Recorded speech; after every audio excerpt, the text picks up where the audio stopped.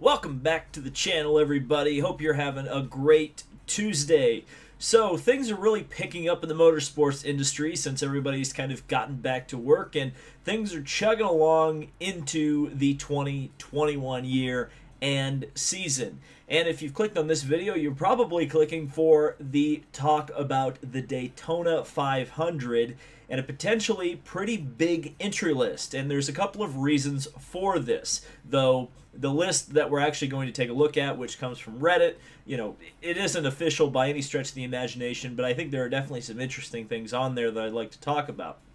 But this is the final year for this particular formula for NASCAR. Rule set, I guess you could say, if we're talking American. The Gen 6 cars have been around since 2013. They're actually based on the COTs, which have been around since about 2007. And there are a lot of cars in the market that can and are eligible for Cup Series racing.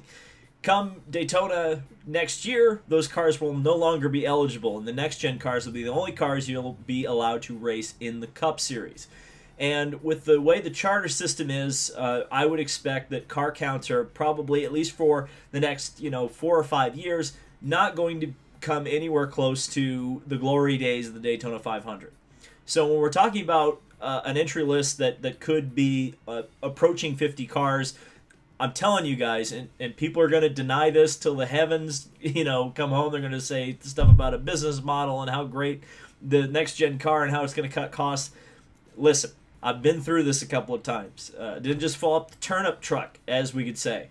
And while a new car is eventually could cut costs, initially, that initial startup cost is going to be very high. And with the way the NASCAR business model is now, particularly with the charter system, and particularly, if you guys remember, a couple months ago they were talking about cutting open cars prize money anyway, it's going to be difficult for smaller teams to enter NASCAR Cup races from 22 onwards.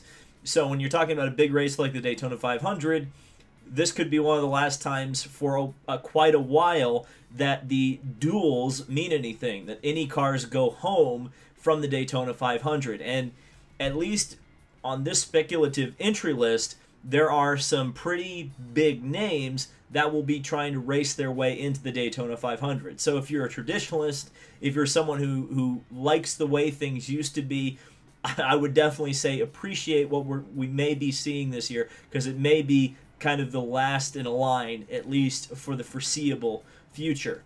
We do have one more story to touch on before we get to what is on this entry list, or this proposed entry list, and that involves Mr. Zach Veach, believe it or not. And that is that the former IndyCar driver for Andretti Autosport has found himself a 2021 job, and that is as a driver for Aim Vasser Sullivan in GTD with the Lexus GTD program. That is a little bit of a surprise, but it's certainly nice to see that Zach Veach was able to find a ride somewhere. I think a lot of people, myself included, kind of questioned where he may be able to go in 2021, but it looks like, at least for 21, Zach has got a good and solid factory sports car ride, and it'll be fun to document him as we roll into 21 with the Rolex 24 coverage on this channel. But this interesting Reddit post was brought to my attention, and I wanted to talk about it. This comes from user rgavel4 on r/NASCAR. So I will definitely leave the link to this thread in the description if you'd like to go over there and say David Lance sent me. But I would like to talk about this because there's a lot of interesting possibilities here, and I'll be honest, this is one of the first actual kind of records I've seen, someone actually keeping track of the Daytona 500 entry list. And as you guys know, with me, I love entry lists, I love talking about them.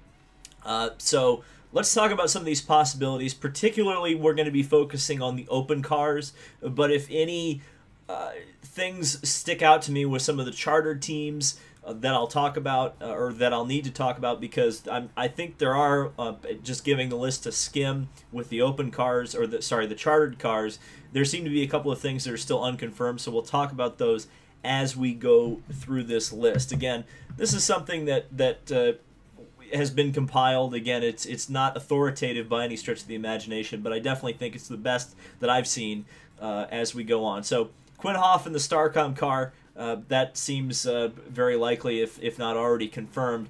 But obviously the second entry on this list, Austin Cindric in an 02 Team Penske car. Okay, so to me, Cindric at Penske, we already know that he's going to be running selected races for that team in 2021. And I think the Daytona 500 would be a fantastic opportunity, and one that I would really much like to see. He's the Xfinity Series champion. Why not put him in the Daytona 500? Again, it's not anything that's been confirmed yet, but again, it's something that I think would be very plausible given what we know. And I think, again, it's something that I would really like to see happen. Will this happen? I don't know, but it would be fun again to kind of see Penske enter another car in the big race. I think in a lot of ways that would help them out significantly. We kind of know the strategy with Team Penske on the big plate tracks. It's all run together in a group, try to get out front, try to dominate the race. If you've got an extra car, you can do that even more effectively. Of course, the question would be, could Austin Cindric qualify on speed? I think that would be a yes. And if he didn't, then him racing his way in would definitely be exciting. But as we go back to the list, we've got ones that I think everybody knows: Busch, Keselowski, Dillon, Harvick, Larson, Newman, Corey LaJoie, Tyler Reddick, Chase Elliott, Eric Almirola, Denny Hamlin, Ryan Blaney, Chase Briscoe. Those are all things that aren't particularly surprising. There's a blank Rick Ware racing car. Again, it's anyone's guess who that could be. I think the 15 was generally, oh god, I'm going to forget his name. He had an amazing mullet. I don't remember his name though. And the guy who was driving I'll put a picture up of him and probably put his name up. But I always remembered he actually ran pretty well at the plate tracks. We get to another open car here. Justin Haley for Colleague Racing. They ran the Daytona 500 in Cup last year, so this seems something that I would describe as highly likely. Wouldn't surprise me at all to see this car driver combination again if it's not already confirmed. That's one thing I do wish this list did, was show who's confirmed and who's not with maybe another color. Chris Buescher, Kyle Busch, Martin Truex Jr., Christopher Bell, Matt DiBenedetto, Joey Logano, Bubba Wallace, William Byron. No surprises there.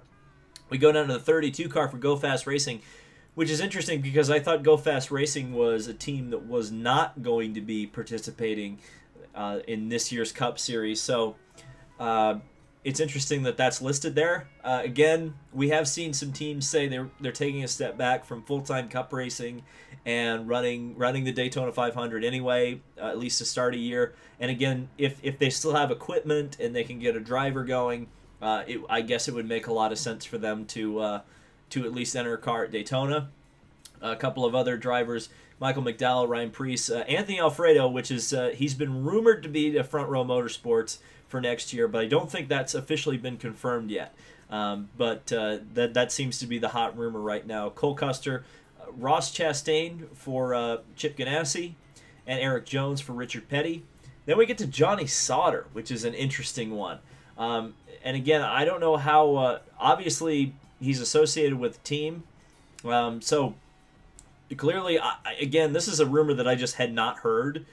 And I don't know how legit it is. I assume if you've got a number, you've got a team, and you've got a driver, that there's something to that. Again, it's not anything I had seen reported, even as a rumor. But it seems like this list is pretty certain that that's at least a possibility, if it's not already been confirmed. Ricky Stenhouse, the pole sitter from last year. Alex Bowman, of course, in the 48 car. The 49 car, MBM. I think they entered the Daytona 500 last year, if I'm not mistaken. I'll try to put up a picture of the car that they ran. I don't think they were particularly fast. But again, if they have equipment, why not go ahead and enter? And you never know how many cars will crash in the duel, or you might get in. The other car down the list is the Money Team, which Adam Stern has reported quite a bit about. I think there's some talk that they may partner up with, I think it was either Spire or Rick Ware or somebody. But again, whenever the money team actually happens will be when it's actually confirmed. I feel like any time until they're actually on the track, I don't believe the money team. We've got 3 blank Rick Ware racing cars. I would think that at least one of those would maybe be for James Davison, maybe a J.J. Yaley. Since they're all confirmed cars, or they're all chartered cars anyway, I mean, you could really put anybody in there, and they're going to be allowed in the Daytona 500, right or wrong. So, yeah, not much to talk about there. Noah Gragson, again, that's one that I do know it has been in the pipeline, and there's been a lot of talk about that, so it seems like it is going to happen, though it has not been announced officially yet, which is interesting. Timmy Hill for MBM. I wouldn't be shocked at all to see that happen if it's not already confirmed. The 71 Tommy Baldwin racing car, I believe that's what the TBR stands for. I believe they've been in a couple of cup races the last couple of years. They obviously have not been full-time, but again, that's one that wouldn't surprise me to see an entry from Tommy Baldwin Racing. Spire Motorsports, a chartered car, question marks with that one. Again, probably going to be a pay driver of some sort.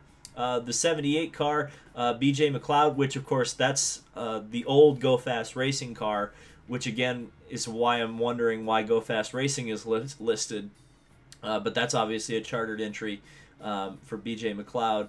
And again, another one that I think I kind of scratched my head on is the 96 for Gaunt Brothers Racing. I thought that they had gotten absorbed into another team, but apparently not. So again, that one's a head scratcher. And then of course Daniel Suarez, who is going to be racing with the Trackhouse team, which is Justin Marks' team. Of course, that's a chartered entry. Again, I feel like that might be the Gaunt Brothers car. So again, it's weird that the Gaunt Brothers and Go Fast are listed when their teams and their charters and I would guess their equipment are with other teams now. So I don't know. It's a little bit. There's a couple of things that kind of head scratch for me with this. Do I think 47 is the number it's going to be?